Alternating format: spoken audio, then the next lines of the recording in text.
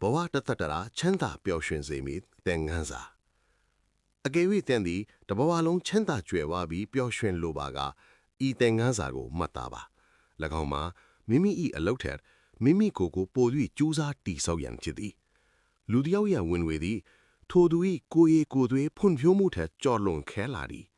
တခါတရံတွင်ဝင်ငွေသည်ကံကောက်၍ရုတ်တရက်ခုန်သက်သွားနိုင်တော့လေသင်ကိုယ်တိုင်ထိုအဆင့်သို့ရောက်အောင်မဖွံ့ဖြိုးပါကဝင်ငွေသည်သင်ရှိသည့်အဆင့်သို့ပြန်လဲကျဆင်းလာမည်ဖြစ်သည်အကယ်၍တစုံတစ်ယောက်ကသင်ကိုဒေါ်လာ1 သန်းလက်ဆောင်ပေးခဲ့လျင်ထိုငွေကိုဆက်လက်ပိုင်ဆိုင်နိုင်ရန်အတွက်သင်သည်တန်းကြွယ်သူဦး၏အရေးချင်းမျိုးရှိအောင်အမြင့်ဆုံးကြိုးစားရမည်သို့မဟုတ်ပါကထိုငွေများသည်ပျောက်ကွယ်သွားလိမ့်မည်အောင်မြင်မှုဆိုသည်မှာလိုက်လံဖမ်းဆွဲရသောအရာမဟုတ်ပဲမိမိကိုယ်ကိုအရေးချင်းရှိအောင်တိဆောက်ခြင်းဖြင့်ဆွဲဆောင်ရယူရသောအရာဖြစ်သည်စစ်မှန်သောပျော်ရွှင်မှုသည်တင်ရရှိသောအရာပေါ်တွင်မမှုတည်ပဲတင်မတိကဲ့သို့သောသူဖြစ်လာသည်ဆိုသည့်အပေါ်တွင်မှမူတည်သည်ဘဝကိုအစစ်အမှန်ပြောင်းလဲစေနိုင်မည်အဓိကအဆင့်သုံးဆင့်မှာအောက်ပါအတိုင်းဖြစ်သည်အဆင့်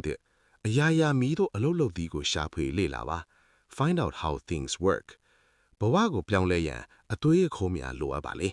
ပတ်စံမရှိခြင်းသည်ပြဿနာမဟုတ်ပဲငွေကြေးနဲ့ကြွယ်ဝမှုကိုဖန်တီးနိုင်ပြီးအသွေးအခေါ်မရှိခြင်းကသာအဓိကပြဿနာဖြစ်သည်တင်ယူမှုကိုအခွင့်အရေးအဖြစ်မထားပဲအလေးနက်ထားလေ့လာပါ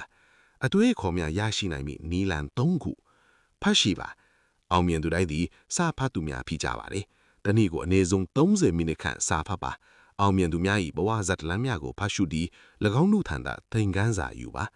ကိုဘာသာကိုပညာရှာသွေးသူဖြစ်အောင်လုပ်ပါနားထောင်ပါအောင်မြင်သူများနဲ့နီးနီးကပ်ကပ်နေပြီးနားထောင်ပါစင်ရည်သူများသည်ချမ်းသာသူများကိုထမင်းကျွေးပြီး၎င်းတို့၏အချမ်းဉာဏ်များကိုတောင်းခံရမည်အောင်မြင်သူဦးနှင့်2 နာရီခန့်စကားပြောခွင့်ရခွင့်သည်သင်ဘဝကိုအဆက်အပေါင်းများစွာတိုးတက်စေနိုင်သည်စောင့်ကြည့်ပါအောင်မြင်မှုသည်ခြေရာများခြံထားခဲ့ရပါတယ်အောင်မြင်သူများမိတို့ပြည်မှုသည်မိတို့စကားပြောသည်ကိုဂယုစိုက်စောင့်ကြည့်လေ့လာပါမျက်စိနဲ့မြင်ယုံသားမကစိတ်နဲ့မြင်ခြင်းကိုပါအသုံးချပါအရေးကြီးသောအချက်သင်ယူရသည်များကိုမှတ်တမ်းစာအုပ်ထဲတွင်ရေးမှတ်ထားပါအုံတော်ကိုမှတ်တမ်းတွဲစဉ်အဖြစ်အသုံးမပြုပါနဲ့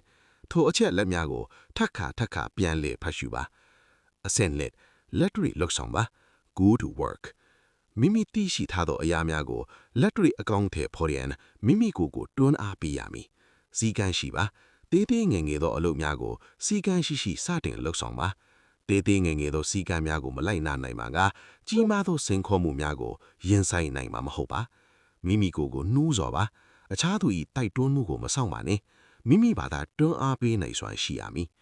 သင်ယူမှုသည်အတိညာဉ်အဆင့်တော်မကမ်းပြီးလက်တွေ့လှုပ်ဆောင်ခြင်းစီတို့ဦးတည်ရမည်အဆင့်တုံး system ကိုကြော်လွတ်ရန်ကြိုးစားခြင်းမပြုပါနဲ့မှန်ကန်သောနီလန်းကိုရှာဖွေပြီးထိုအတိုင်းသာလှုပ်ဆောင်ပါ